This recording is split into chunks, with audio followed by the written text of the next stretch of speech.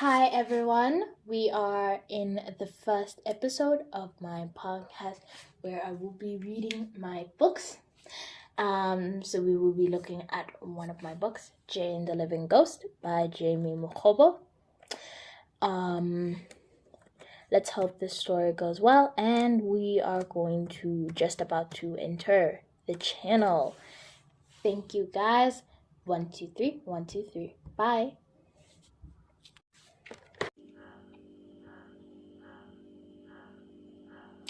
Jane the Living Ghost. Chapter 1. Jane Nkosi was known for her emerald green eyes, green cat-like eyes, and black hair. "Jane, let's go on the route," her friend Amber said. They got their parents to go with them to take them there. "Girls, please be careful out there," Amber's mom said as they watched them go off on the trail. They went off trail wearing their helmets. They knew the route of the road like the back of their hands. During the ride, they got near the river. There were flowers blooming nearby. Then something happened. Out of nowhere, the bike started to malfunction and Jane started to lose control of her bike. The bike seemed to be broken and it seemed to accelerate. "What's going on?" she asked, but still tried to steer it. But that wouldn't work too. Her bike just turned right towards the river. Amber noticed Jane was a little bit behind. So she stopped and looked back. She saw Jane heading towards the river really fast. She knew something was wrong, so she started the bike and went straight after her. When she got close, she heard a big splash. So she sped up, but when she got there, she saw Jane's bike in the river. "Shit, shit, shit!" Amber said as she panicked. She quickly pulled out her flip phone. She first phoned their moms and then called the emergency services. After the calls, she looked around the area and noticed the camera on top of Jane's bike. Jane's bike handle. She reached out for the camera. Once she got a hold of it, she continued searching. 8 minutes later, help arrived, as well as their mothers. Police officers had gone on a search for Jane, while others had been asking Amber questions. One of them asked for the camera Amber had in with her, for hints and evidence. Amber's mom soon took her home and went back to check the area. For the next few weeks, people had gone on a search for Jane. Some people said that they saw her walking past them while riding near the river. Some think she was dead, and others say she lost her memories and has been roaming the woods. Still to this day, no one knows. Yeah, she might be alive and has been asking to go back home, Julie said. Julie had brown skin, black and blonde braids, and brown eyes. Though she was introverted, she had an energetic personality. Her talent had been trapeze. Then why was she always able to change her age? Asked Amanda. Amanda had light brown skin, hazel eyes, and fishbone braids put in one ponytail. Each put up with one ponytail. One thing is that she had a nose piercing. She was very smart and loved solving problems, but not at the risk of losing her loved ones. "That could easily have been pranks," Sylvia said. Sylvia was colored and had curly black hair and brown eyes. She was good at combat and sports. She enjoyed public speaking. "Then why is there still no spotting of her in other places?" "Is that what you're saying?" Bukang said. She had dark brown hair, hazel eyes, and brown and dark braids. She was the leader of the group. Whenever there was a problem, she would deal with it. She was class representative and was one of the top 10s. She enjoyed doing drama, writing, and drawing. Well, what if they knew that Spot would be noticed? Julia said. This continued for hours until dinner time. The girls lived in a boarding school called Jacaranda Pretoria Boarding School. This was the best school in the province. They all had roommates, but were in different classes. They headed to the dining hall. They sat by their friends, Nosipo and Atlahang. Nosipo had maroon braids, brown eyes, and brown skin. Nosipo was adventurous and a daredevil. Atlahang had black braids and green eyes. She had a voice of reason in the group.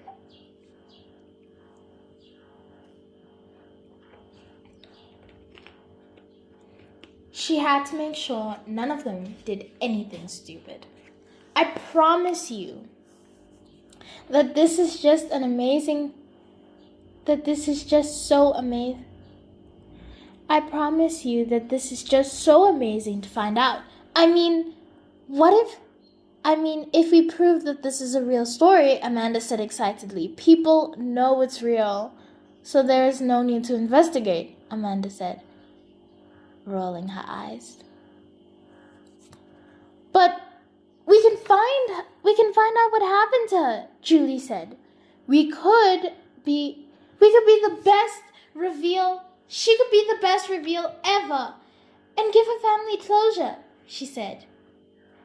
She's not some mystery to solve, you know. We shouldn't mess with such things, Bukang said. But she was cut off. It's not our business. So enough.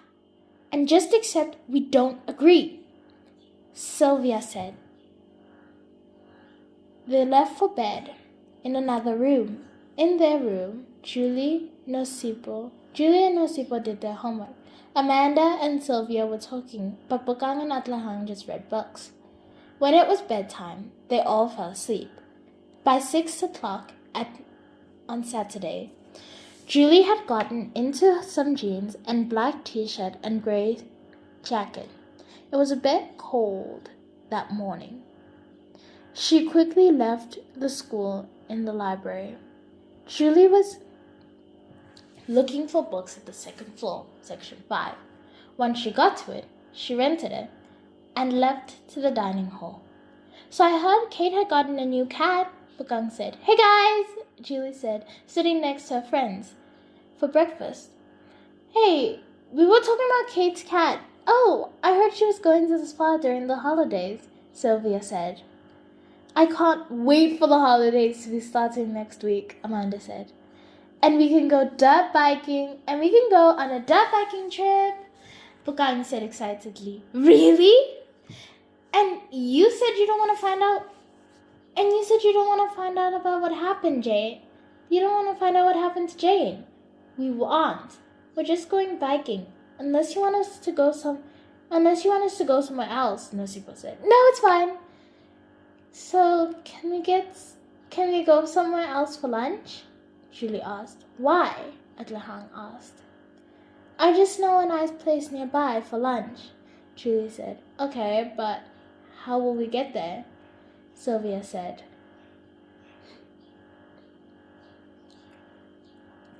They completely forgot on how we can't drive ourselves. Did you forget we can't drive? They completely forgot on how they can't drive themselves. Did you forget we can't drive? Bukang said. Yes, but we can ask our parents to drive us. Maybe, but my mom can drive. Maybe my mom can drive us to the restaurant. Okay, so it's decided, Atlahang said. They ate breakfast and went to the extracurriculars. Nosipo headed to the school newspaper room. All right, everyone. Since today's newspaper is already out, we need a new story for tomorrow's paper, Amatle said. She was the letter reader and was a grade 12. What about activities? What about activities to do during the holidays? The holidays start on Wednesday, Pepile said. That's a good start for our front page article. Well, Katlejo is having an event on Friday, April, on 15th April, so next week Saturday. We can spread awareness to the school as most students read the newspaper, Palesa said. That's a good idea. We can get images of Katlejo and get interview with her this year. Amatle said. Palesa went with the Sipo to the girls' dorms. We decided to do the grade 8 section. They knocked on the doors. They decided they headed to the grade 8 section. They knocked on the doors on room 20's door. A girl opened the door. Hello, Katlejo, they said as they said, we're the newspaper and we're here to interview you on the fundraiser you're having, Nosipo said. During the fundraising events, all students were wearing their uniforms. They headed to their sports. Palesa was selling pamphlets with Atlachang. They talked to each other and each parent and student from outside the school. They're at the corner playing with a bunch of games, food stalls, product sales, and cricket, rugby, netball, volleyball games. Nosipa was at the volleyball team practicing for their games against another school. Palesa was selling pickets with Paige, who was a part of the school council. Bokang and Sylvia were taking pictures of the events. There were many photography students who were taking pictures of the event. The students worked hard to interview the new people who came into the school.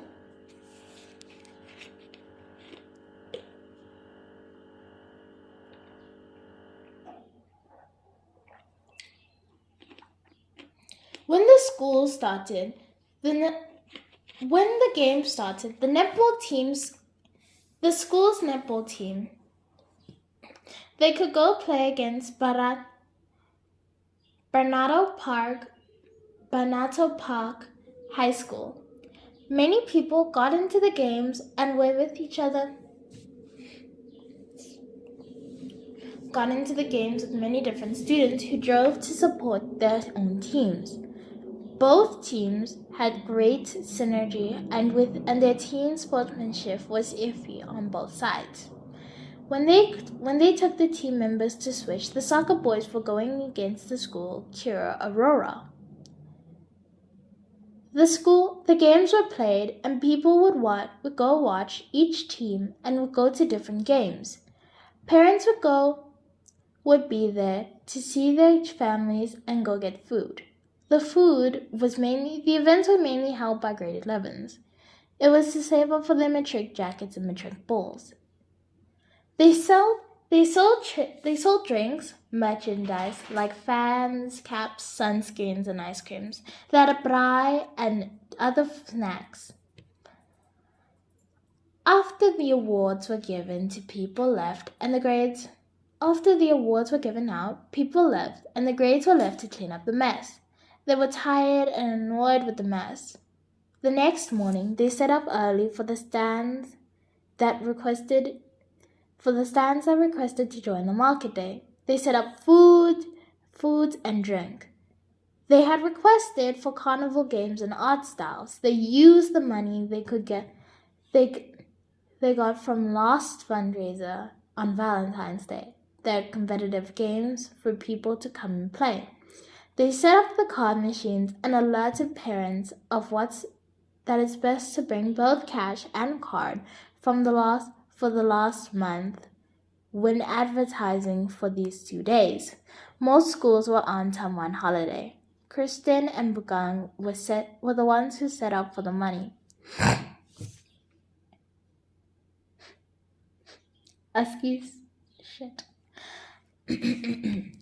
All grade 11s were wearing their uniforms and name tags. Yo, this is stressful, Leno said as she was talking to her friends over the phone. Hey, calm down. We'll see you today anyways, her friend said. Okay, I'll meet you out during my break, Lelo said. As the day went on, grade 11 worked hard. Their stalls were making good money, and they played music in the background. The event went well, and they had a lot of money used, but they were making a profit. By sunset, people were leaving. The grade 11 spent the rest of the day cleaning up litter and cleaning up stores and washing equipment. They finished at 7:30. Kristen and Bagang placed the money in the school safe, and the teacher who had escorted them to the place. The rest of the grade headed to their dormitory. All right. That is chapter 1, ladies and gentlemen, and those who do not quite in between the spectrum of Jane the Living Ghost by Jamie Wachobo. We will be going into chapter 2. We'll be going into the next few episodes, and I'm so sorry about this one. It seems a little rookie and it seems a little iffy. But now we're on a steady pace, so I really do hope that I have impressed you and I have made you guys happy. Thank you all. Thank you so much today. Goodbye.